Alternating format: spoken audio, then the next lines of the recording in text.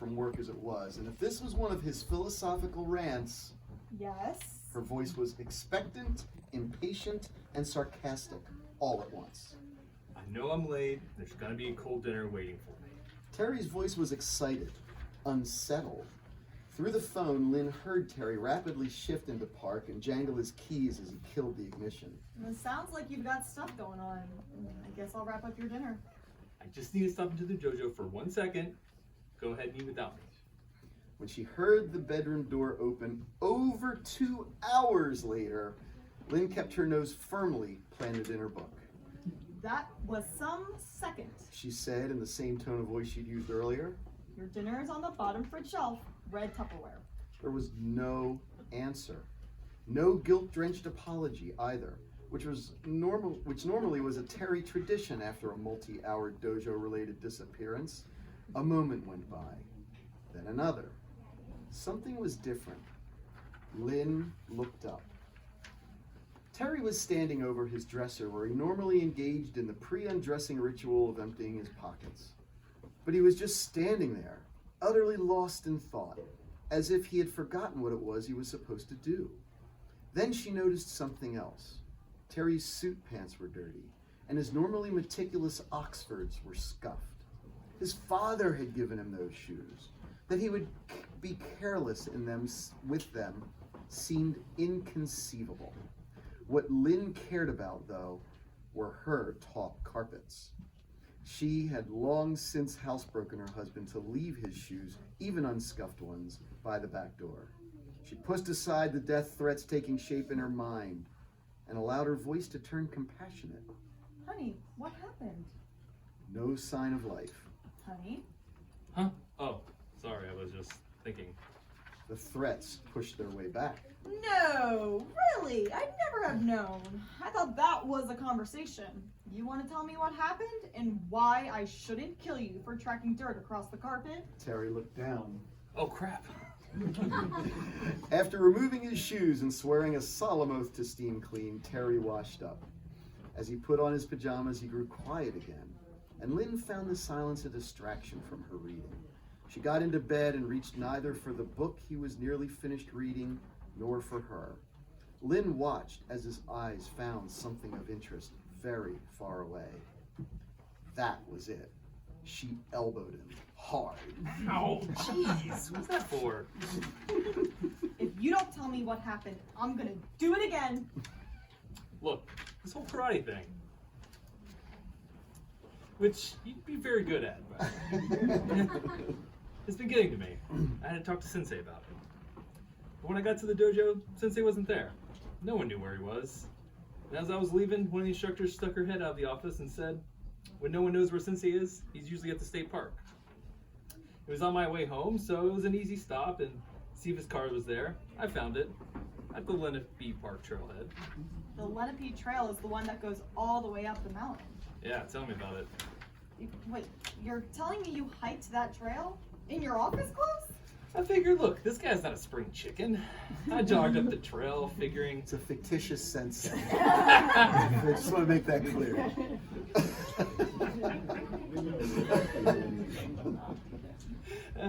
I jogged up... Why did you say that line with such truth? Yeah. It's a great character. I jogged up the trail, figuring I wouldn't have to go far to catch him. When I got halfway up the mountain, the jog became a climb. A pretty intense climb, actually. I emerged at the top to one of the most beautiful sunsets I'd ever seen. Sensei was just sitting on one of the rocks facing the sunset. I actually thought about seeing if I could sneak up on him. But he turned around and said, Mr. Farrell, what a coincidence. I was like, damn, this guy's good. Said, no such coincidence, Sensei. I was hoping to ask you a question. Felt like I should have bowed to him, but I felt funny enough as it was, hiking a hard trail in my work clothes, so I didn't. He said, must be an important question to chase me up here for it. I sure hope I brought an answer. Well, Sensei, there are days when I feel like I'm just lousy at karate. I make so many mistakes. I'm not used to that. I'm thinking, maybe I'm just not cut out for it. He responded, yeah. He said, yeah? Yeah. Ouch. Oh, it gets worse. He said, so is there anything else? He never stopped looking at the horizon. I asked if he thought had any chance at all, if he thought I could get any good at it, if I did stick with it. Honey, you've been thinking of quitting? Lynn felt shocked. Ever since she met him fresh out of the military, no matter how tough the challenge, she'd never known Terry to give up at anything. You've just done so much. I just figured karate was another thing you'd check off. Yeah, I've been going back and forth in my head about it. I mean, I've got an amazing life, you know. I do well in my career, I have a great family. Why bang my head against the wall? But it does feel amazing when I get it right. And I must say, it drives me nuts to think I'm not going to keep going. I should be able to plan this out and pull it off. In the Navy, I learned to set goals, work hard, and achieve them.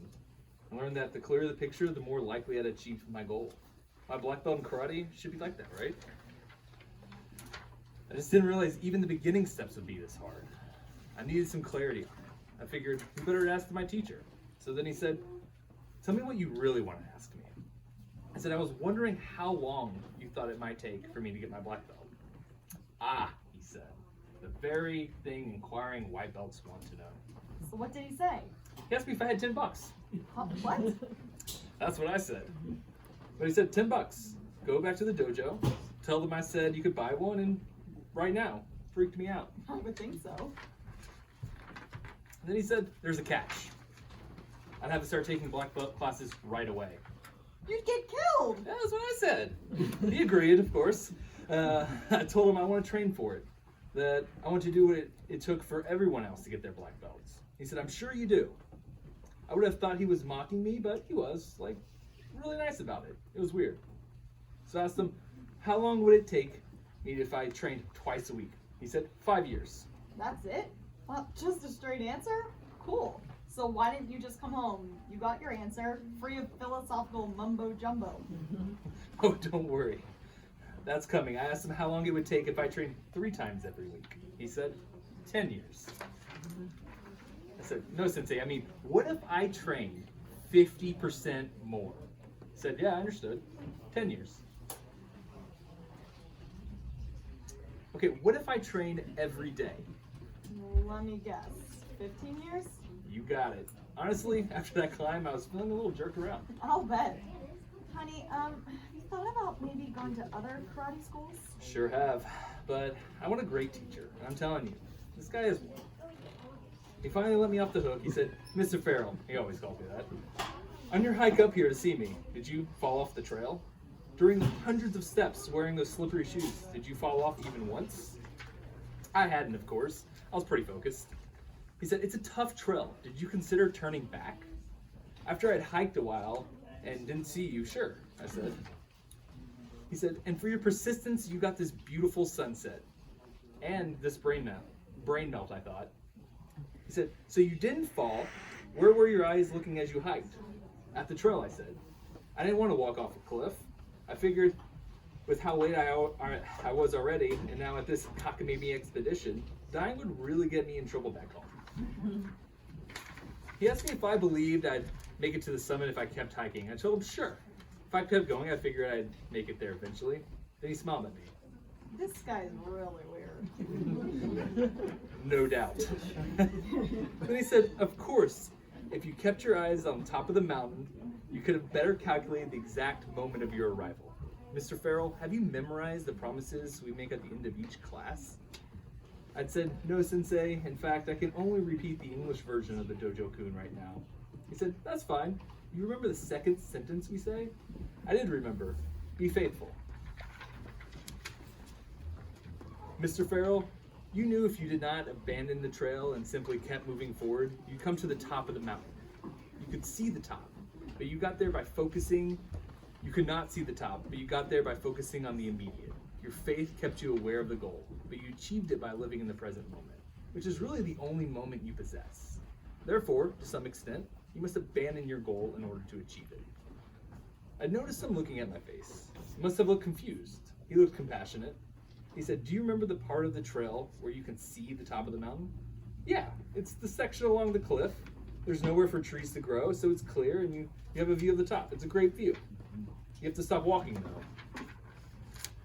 Why? He said. Because you'll fall off and die. You have to pay attention to where you are. Just like karate, he said. The extent to which you concern yourself about your black belt is the extent to which you delay its arrival. But if you practice diligence and let meditation bring you to the present moment, you'll have your black belt before you know it.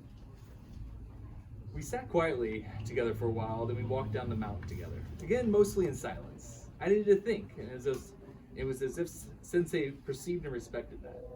And now, sitting here with you, the karate path seems foggier than ever, and yet, I can't believe I'm going to say this about something I don't understand, but... But what? I don't know if my subconscious figured something out that I can't describe, or if it's just out of respect for Sensei, but I feel like I really want to keep doing this, like more than ever.